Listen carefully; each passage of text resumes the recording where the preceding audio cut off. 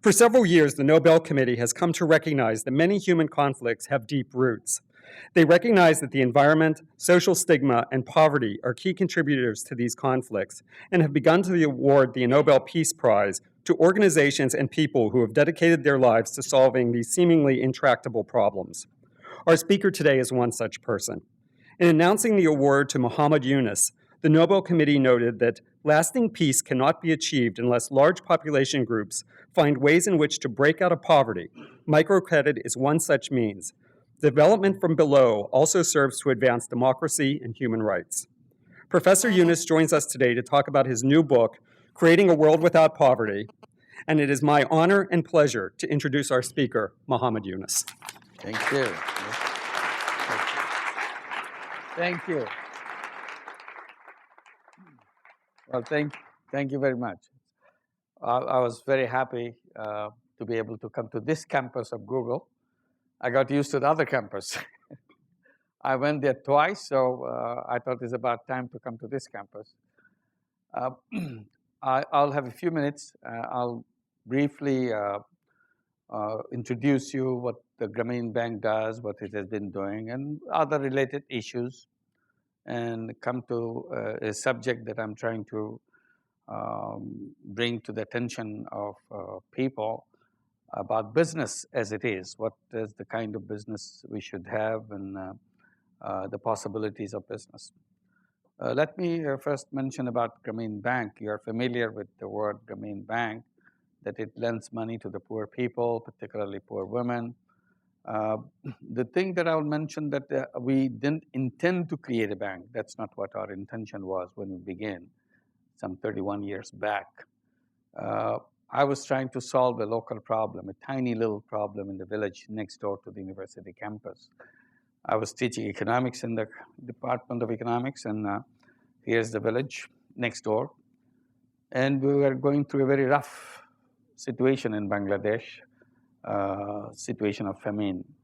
So there I was trying to see what little things I can do in the village so that I can make myself useful to people in the village. I did a lot of little things. One led to the direction that I took later on as being familiar with the loan sharks in the village. And when I made a list of people who were borrowing from the loan sharks, there were, in my list, when it is finally prepared, I had 42 names on that list. And the total money they borrowed was $27. So my first action is to solve this problem by giving this loan, $27, to 42 people, so that they don't have to go back to the loan sharks and be exploited by them in a very ruthless way. So once I had done that, it created a lot of excitement among the people, and I wanted to continue with this. So I thought one way I can solve this problem by linking them with the bank located in the campus. So when I went to the bank said they cannot lend money to the poor people. And it became a big struggle for me to persuade them. So I wouldn't give up, and they will not give in. So it went on for months after I talked to everybody in the banking hierarchy to persuade them. After seeing for several months that it's not happening, so I offered myself as a guarantor. I said, I become the guarantor, I sign all your papers, and you give the money, I take the risk. So that was the first time that I got involved with a bank to lend money to the poor people. I had no idea whether people will pay back the money. I had no experience of that. And when I did that, I was amazed that every single penny came back, despite the fact bank was trying to persuade me that it will never happen, you'll never get your money back, but it happened. So that encouraged me, and I wanted to expand. But the more successful it became, more reluctant the bank became. They didn't want to support it. They thought it's a matter of time. The whole thing will collapse because it doesn't make sense why it should continue. Because something, maybe you are lucky, maybe something happened, but sooner or later it will collapse. In the meantime, I'm becoming more and more convinced that it works for good reason, and it was no reason to collapse. So I wanted to have a separate bank without going to them. So it took me more time to persuade the government to allow me to have a separate bank. And finally, in 1983, we got it. We made the bank called Grameen Bank, or a rural bank, village bank. And we kept on expanding. Today, we work all over Bangladesh. We have 7.5 million borrowers. 97% of them are women. And the bank is owned by the borrowers. And banks make profit, and the profit goes back to the borrowers as shareholders. And the repayment rate has been outstanding all along. We have 98%, 99% repayment rate. People try to understand what this, all these things mean. One thing is about if a big bank, known commercial bank, give loan to the poor people, would it become a Grameen Bank, or there's something else? And I try to point out it's not the size of the loan that makes Grameen Bank the bank that it is. It is the way it has been designed, it's organized. One way I try to explain Grameen Bank by saying that it's almost a reversal of the conventional banks. You take all the rules and reverse it piece by piece, you get the Grameen Bank. So it's not just giving simple small loans. It's the whole totality of the structure, design, and the philosophy behind it. Like the conventional banks are based on one basic principle. The more you have, the more you can get. And that's where the collateral and all those things come about. So as a result, it became an institution which is focusing on the bigger and bigger people so that they can give more money so that they can go bigger. If you take that rule, it implies that if you have less, they have no interest in you.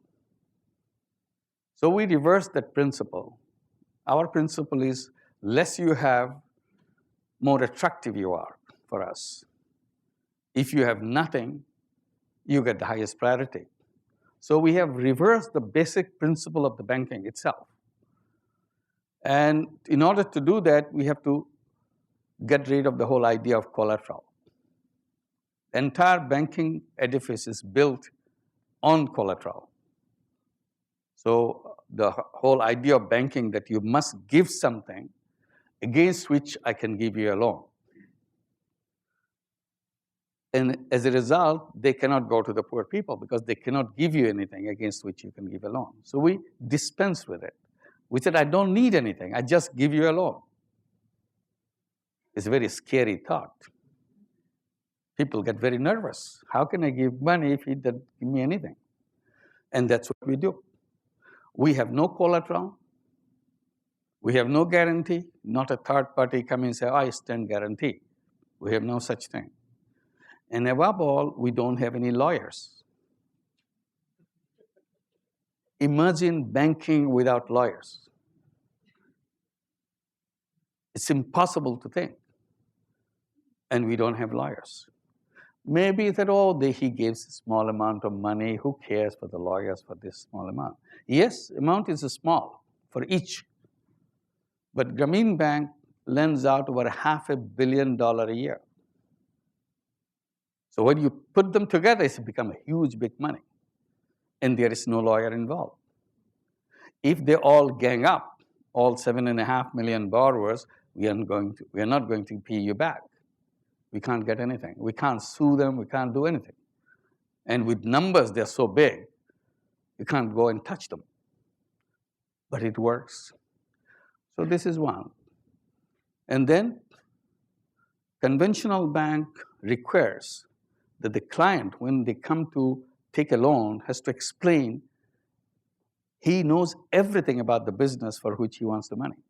He's an expert. There's no way he can fail in the business. You have to prove that. You document yourself that, yes, you know everything. Your business plan is so great. And only then they give you money. After all, you provide the collateral and everything else. But in Grameen Bank, when we go to a woman, we would like to give you a loan. She says, no, not to me. Don't give it to me. I don't know anything. I never handled money in my life. I'm scared to death to touch money. Give it to my husband. He's the one who knows how to handle money, and he brings home money and food, and I take care of the food. So our client doing exactly the reverse, saying that I don't know anything. And we train our staff that when you go around in the village, you meet woman who says, I know how to do business, can you give me some money? Don't pay any attention. When somebody you say that, well, Grameen Bank would like to give you a loan, explain how great Grameen Bank is in giving money to help you. After you give your whole spiel, finally she said, no, I don't need money. I don't know what to do with money. And she explains very persuasively that you are wasting your time talking to me. And we say, she is the one we are looking for. So again, we reverse that. In conventional banks, you have to go to the bank, pursue them, talk to them, and so on. We reverse it. We said people should not come to the bank. Bank should go to the people. So we go to the people all the time. Every day, that's what we do. We have 27,000 staff in Grameen Bank. They don't sit in the office behind the desk.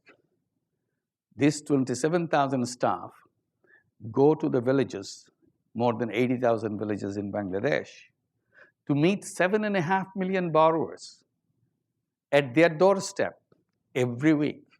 So within 1 week, 5 working days, we meet all of these 7.5 million borrowers at their doorstep. We do the business at their doorstep. So this again, another reversal, that we are not something that we ask you to come and do business with us in our premises. We go to your premises to do the business. And our focus is on women. 97% are women. And the focus of conventional banks, you decide where their focus is. But our struggle was, in the beginning, I was complaining against conventional banks in Bangladesh. My challenge was, show me one bank in Bangladesh where the number of women borrowers from their bank happens to be at least 1%. At least 1%. There was none. That's why when I began, I wanted to make sure within our program, at least half of the borrowers are women. It's easy to make a decision like that, but very difficult to implement that. We found out, because when we went to the women, these are the women saying, no, not to me, give it to my husband. It took us 6 years of total struggle to persuade women just to take a tiny loan. And finally, after 6 years, we hit that point, 50-50. And we are very excited. Then soon we started noticing money going to the family through women brought so much more benefit to the family than the same amount of money going to the family through men. So I don't want to elaborate on all the details. After seeing it repeatedly for months and months, the question came to our mind, what is so good about 50-50? Why do we have to stay with 50-50? If it is so good entering the family through women, why don't you do it this way? So we changed our policy. We said we focus on women. As a result, we moved from 70%, 80%, 90% women, and we have 97% women. The one question we are discussing while sitting here, why do the people pay back? Are they crazy? They're not crazy. They're just as people like us, everybody else. They find out it is to their interest to pay back. We organized the system in such a way, it kind of focuses on the interest of paying back, that the benefit of paying back. If you pay back, one immediate thing you see, bank is willing to lend you more. So it's an opening of a door where you have now a kind of a credit channel. You can keep on taking money, move on forward. You pay back one loan, you are ready for another loan, and go step by step. If you don't pay back, the worst thing that can happen, we don't penalize anybody. That's another thing. There is nothing of any kind of punishment within Grameen Bank. So it's very strange. You have no lawyers, you have no collateral, and you have no punishment. Still it works. We don't scare people. If you don't do this, terrible things will happen to you. We never say that. So that's another way. And we don't have anything to punish you. Like we don't have any penal interest rate. If you don't pay us within such period, your interest rate will go up by 1%. So you want to pay back earlier before it goes up. We don't have that.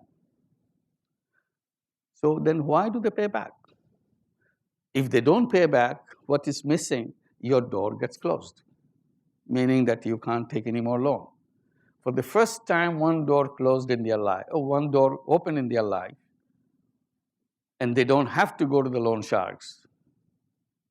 So that is a big incentive for them to keep the door open and continue. Not only we lend money to the poor, not only we lend money to women. One of the things people were telling us that when you lend money, you probably look for the entrepreneurial poor, the smart ones. You are picking up the smart ones, the one who can do business success. Today, within Grameen Bank, within Bangladesh, 80% of the poor families now have access to microcredit. Bangladesh is the most intensively done microcredit in the whole world. So question of picking and choosing, not much is left. Because when you do 80%, you got almost everybody there. And our goal is by 2012, we want to reach the 100% coverage so that no family, no poor person is excluded. And then I said, all people are entrepreneurs. All human beings are entrepreneurs, which goes against the traditional view that entrepreneurs are a very rare kind of people. They are no rare kind of people. It's a part of human being. Entrepreneurial ability is built into each human being. Some got a chance to bring it up a little bit. Some never found out that they have that entrepreneurial ability because society never gave them a chance to discover that. So human beings, particularly the poor human beings, are unexplored creativity and ingenuity and all the energy which remain unexplored. So it's not the fault of the person. She was never given a chance. So the entrepreneurship, as I said, to us is a kind of universal quality of a human being. But there are many who debate about that. So we wanted to demonstrate by our work that what we are saying has more truth in it than the others are saying. 4 years back, we introduced a new program within Grameen Bank. This time, we wanted to focus exclusively on beggars. The idea is if the beggars can become entrepreneurs, that will show that anybody can be entrepreneur. So we went to the beggars, we started talking to them, and one idea we kind of raised with them that as you go from house to house begging for some food, some for rice or something in the village, we said, as you go along, would you care to carry some merchandise with you? Some cookies, some candies, some toys for the kids, whatever you can carry. And there's no extra work for you because you are going there anyway. And that made sense to them. We are going there anyway. So if you want to do that, we'll give you the money to buy those stuff so that you can sell it to them. And people liked it.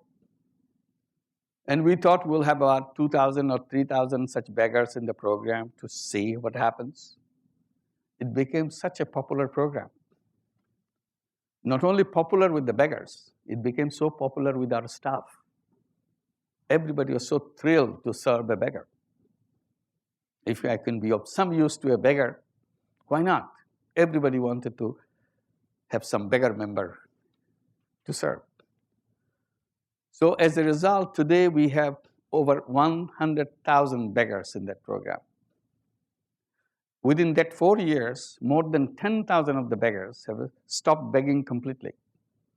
They became successful door-to-door beggar salesperson. And for the remaining 90%, I would say they will be better described as part-time beggars, because they are mixing begging and selling together. And I tell my colleagues that they're in the process of reorganizing their business. They are trying to close down their begging division and trying to strengthen their sales division, restructuring the whole business. And more are actually coming out of begging.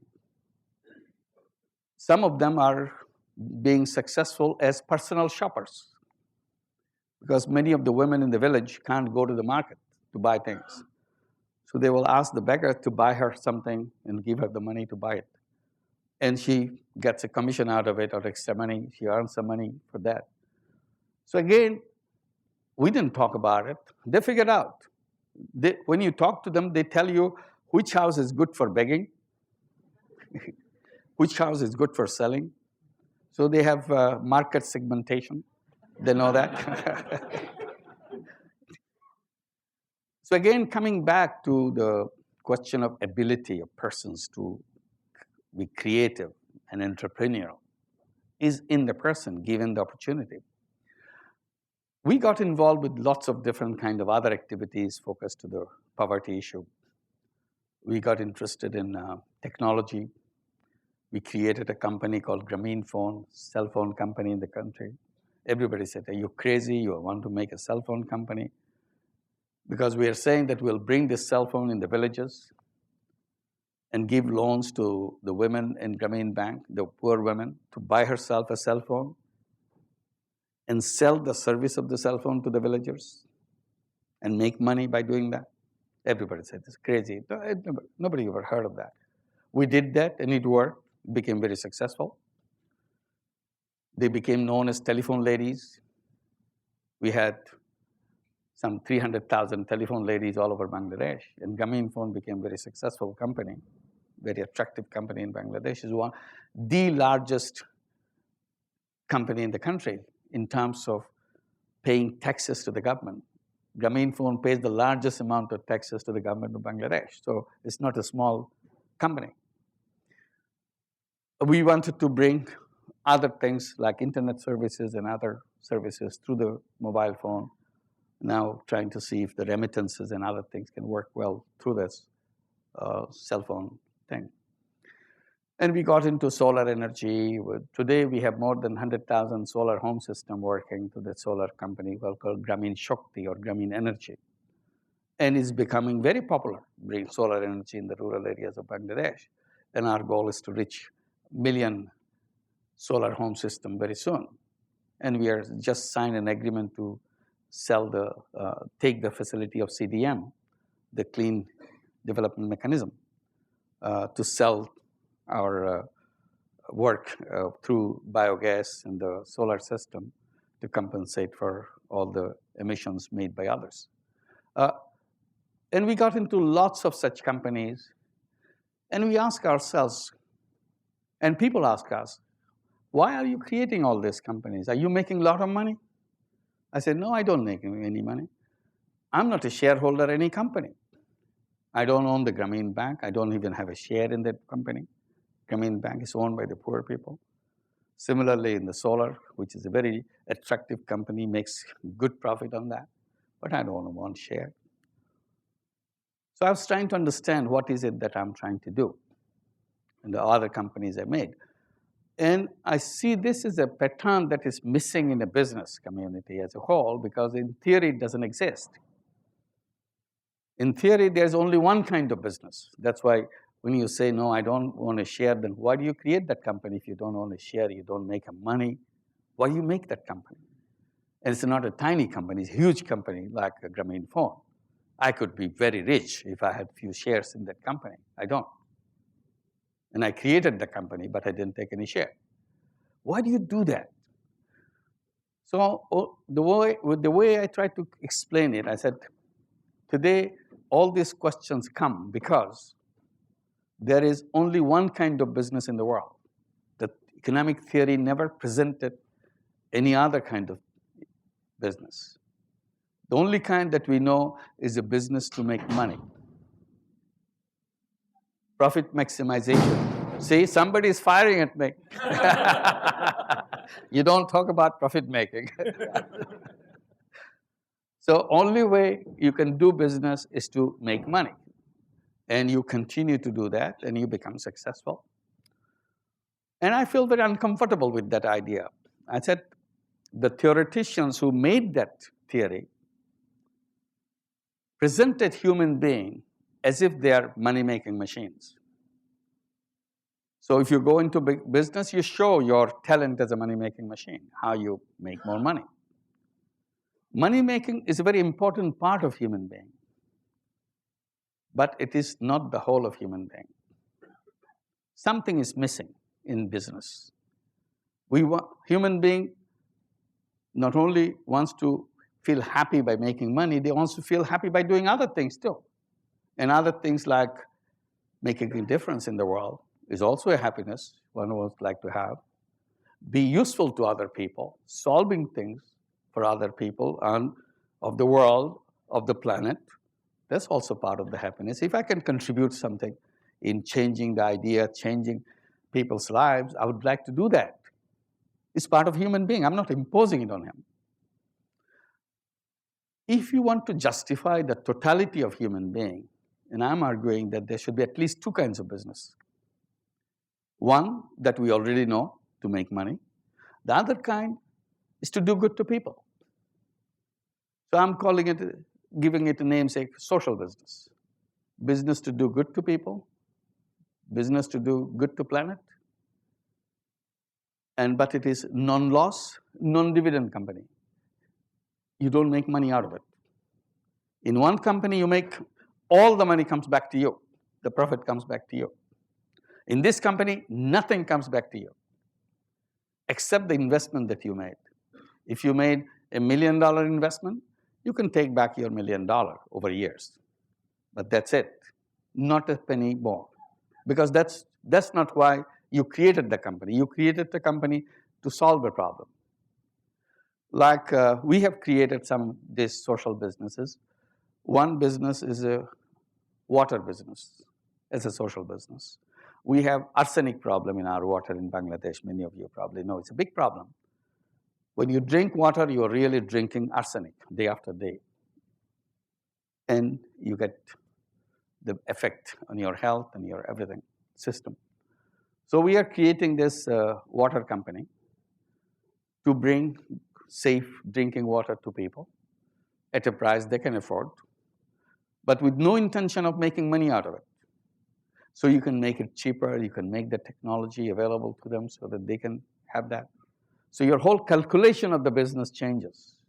Because if you're not making money, you'll be amazed how your thinking process changes completely. Because you're not gimmicky anymore. You don't want to show any gimmick to attract people. So you'll save a lot of money. In packaging, make the packaging so attractive that you spend so much money and then ask the consumer to pay for the things that you did for them, which they didn't eat, but they had to pay because you did all those packaging, all those marketing. They're not eating the marketing, but you made them pay for it.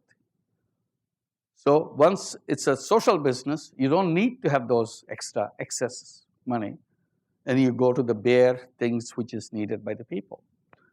And the company runs with its own money because it's a business, it comes back. It's different than charity. This could have been done by charity.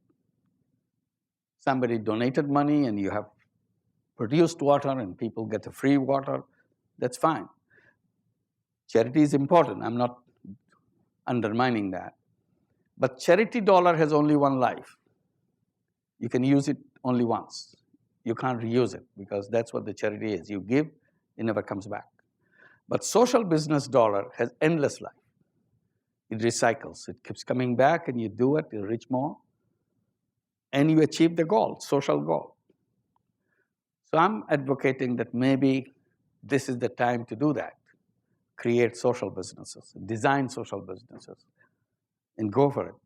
Address all the issues which remain unresolved: poverty, diseases, water, sanitation, environment. Design your business and address them. Where does the money come from?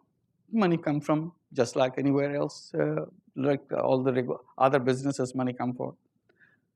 And at the same time, it can come from foundations.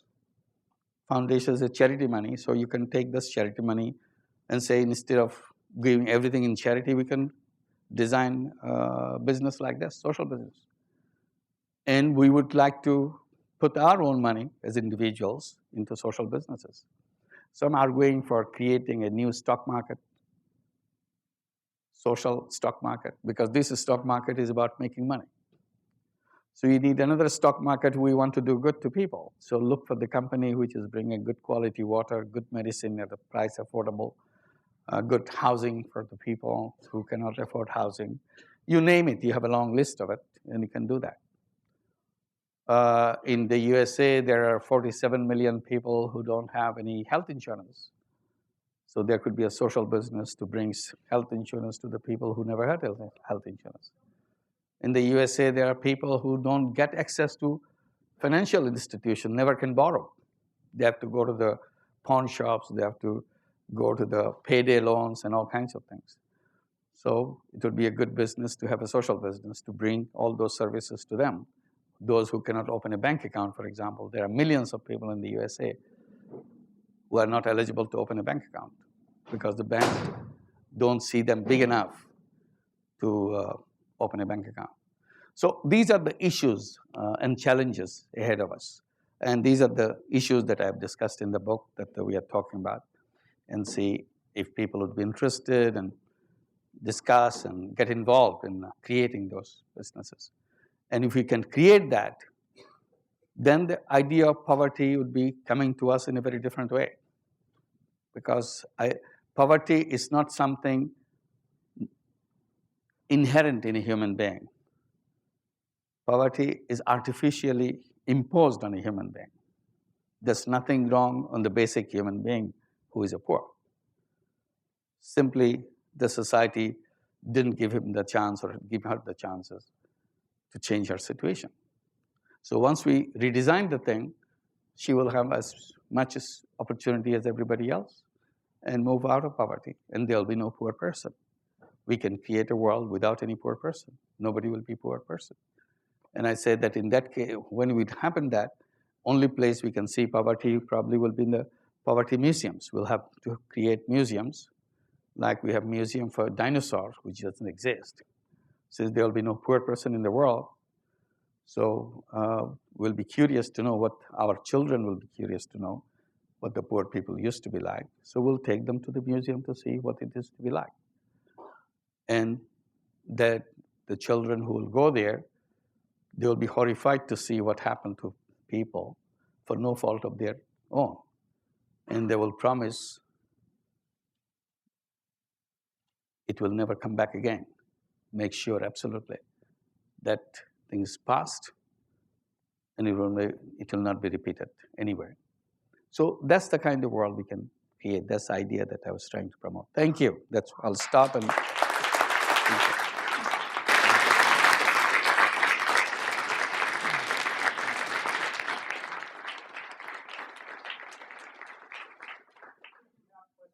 Yeah.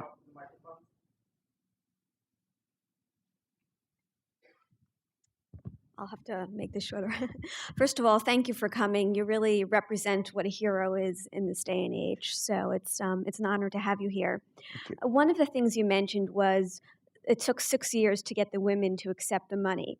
And I feel like a common problem when you're dealing with people who may not have the resources that many of us here are lucky enough to have is confidence. So once you got them to take the money, what role did your organization play in giving them the confidence that any ideas they may have would work, that they could do it? Was there any training involved from that side? We avoided training right from the beginning. Mm-hmm. Our idea was that people already have lots of unutilized capacities. So only thing, create opportunities for them so that they get confident and start using their unutilized capacities, and then they will move forward. And the training, if it has to be examples. If I see my neighbor is doing something, I can't sleep at night because she's making more money than I do. So I figured out myself what to do. That's more than training. She figured out how to do it. Yeah. So we didn't want to come and impose something in her mind. Sometimes training is counterproductive because you get so used to it, brought to you in packages. You don't use your own talents to discover it. Yeah. So we would rather tickle their own creativity rather than bring things in packages so that you unfold and assemble and move on. So she remains dependent on things coming from outside. So we thought it should come from inside. Even when we introduced the cell phones, she never saw a cell phone in her life, never heard of it. But we never trained her, except when you buy equipment, there's some salesperson will explain which button to push and that sort of thing. That's what the phone company did, explain how to use it. That's all. They had the confidence already. They just needed somebody to give them the chance. Thank you. Thank you. Hello. Thank you very much for coming to speak. I had a question about, even if with all the screening and the careful planning and just the assistance that the bank is able to provide someone who's getting the loan, what if through a variety of reasons that they come to a position where they need to default on the loan, or if their business does not succeed? Like, is there a mechanism for them to not fall into terrible debt? It's the poor people who are likely to have more problems than non-poor people. The life is so uncertain, lots of things happen. Misfortunes are part of their life. So failing in their business is a very common thing to happen. This is one personal thing. Imagine we had 2 floods last year in Bangladesh, 2 major floods, not a tiny floods. And then we had a big cyclone. You read it in newspapers. With the cyclone with 250 kilometers per hour speed. And people lost their homes, their animals, and their family members washed away. But still, life goes on.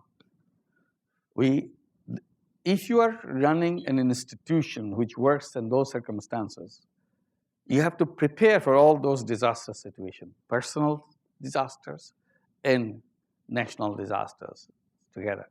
So these are part of our system, how to cope with this kind of situation. Like in a personal disaster system, if you fail to pay back, one of the things that we discussed among borrowers, what would you do if your friend fails to pay back? The first response, without being coached, without being explained, no, how can she fail? We will help her. She cannot fail. I said, suppose she fails, we'll make sure she pays back. So we try to explain and repeatedly tell her very clean, simple words. Getting angry with your friend is no solution. The first thing that you do if you are together, so you are friends, the moment you hear that your friend couldn't pay back today, you get worried about her. You say, oh my God, she's in trouble. And then go to find out what is the trouble. And one common trouble we always see is a husband took the money and ran away. Very common. So getting angry with her is no solution because she didn't create the problem. Somebody else created the problem. So help her to find the husband. get back, preferably with the money.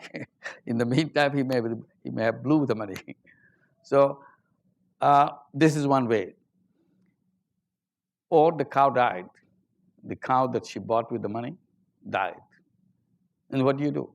You get angry with her because she cannot pay back, because there's no milk anymore.